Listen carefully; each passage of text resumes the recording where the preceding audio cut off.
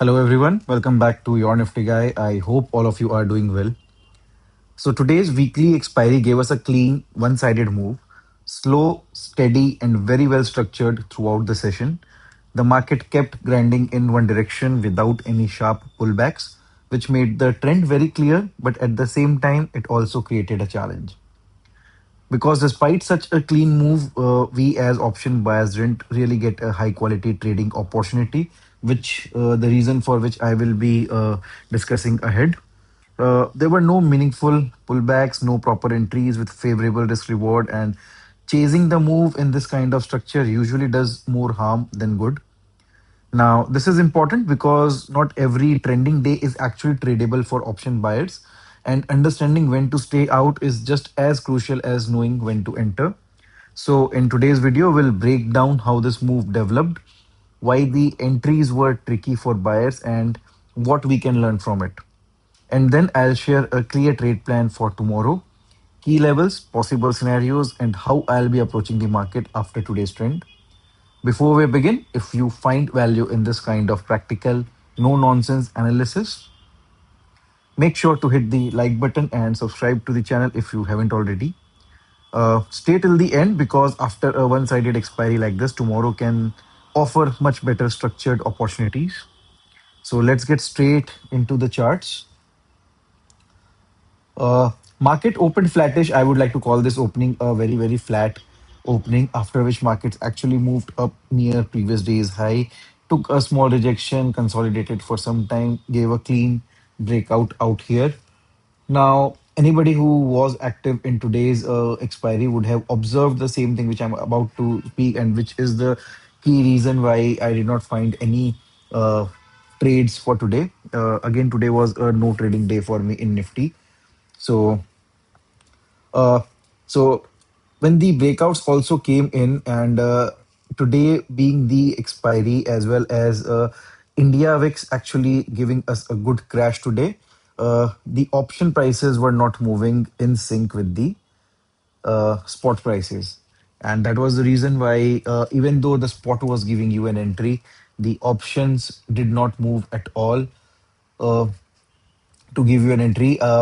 If you look at the 15 minutes chart, this is such a beautiful move, a beautiful pullback, and then continuation in the trend. Of course, post this move, the markets went sideways for quite some time and ultimately closing near the highs. But then the thing to observe out here is you are not trading the spot, you are trading the option. And this is the key reason why I always ask you guys to keep a keen eye on what the India VIX is doing, because as an option buyer, you got to keep a eye on this at all point of time, because this is what will decide whether you will be in a profit zone even after being in the right direction or not. And today, India VIX was completely against option buyers, decaying right from the very very start and then closing near the lows, down almost 7%. So yeah, that was it about today's expiry. Again, the PCR was above 1.5. At one point, I saw it around 1.7, which is supremely bullish, which simply meant that more puts were being written than calls were being written. And the hero zero setup that I especially look for on expiry. So that is actually a trap setup, and I was looking for any particular breakdown which would actually trap all the people who had created long positions. So in say, for example, 24,500 was a very very strong area where there was a big amount of put writing which was done, and if market would have come down below that particular zone and would have stayed there for some time, people who would have written those puts would be kind of trapped. And since the put prices would again start rising, and they would have shorted the puts at some level, and they would be forced to exit their positions, leading to a good move on the downside, which is a long unwinding move. So people who had created longs by shorting puts, they would be unwinding their positions, which would give us a good move on the downside. And that is what I was actively looking at post 2 p.m. But then, unfortunately, none of that happens. The put writers were extremely strong. The market was in that is the reason I said at the start of the video, we got a good one-sided move, but then do we get to trade that one-sided move or not is extremely important for us. Uh, so yes, our bias was completely clear. We did trend higher up. Uh, this is what I was hinting at, that the structure has changed finally, and we should be more biased for trades on the long side. Now, this is a problem which actually comes for option buyers as for trading opportunity, especially on the long side, is once the market starts trending on the upside, right? When you get some good moves on the upside, the VIX usually crashes, and uh, the good way to create longs is actually to short puts rather than buying calls because of the decay in India VIX, which actually would help you if you were in the short put trades. Whereas once the market is going down at that particular point of time, buying puts as an option buying is a much better strategy because the India VIX is on the rise in that particular point of time. And if you would have written calls to short the market, the premiums would not decay much, right? Because of the rise in India VIX. So this is something which you need to keep in mind. Now, even if you do not have the capital to write options, or if you are not comfortable selling options, it is perfectly cool and perfectly okay to stay out of the markets during such period of time rather than trying to forcibly enter into trades and then taking a loss. Right? I hope I have got the point across. Right? Now, for tomorrow, on the daily time frame, we have a very good candle right from the start till the finish. We got a good move on the upside. Beautiful uh, daily candle. And we have also got a closing above the doji, yes, which was created yesterday. We have got a closing above the high. We have a higher low, a higher high, as well as a closing above the prior high. So on the daily time frame, we are very, very comfortable, very, very cool. Now, if we look at the markets on a 1 hour time frame from yesterday's this particular low till this today's high, we have got a very good clean swing. So for our plan, we will be marking out this level and also drawing the oops, deleted the wrong thing. Yeah. And so this is the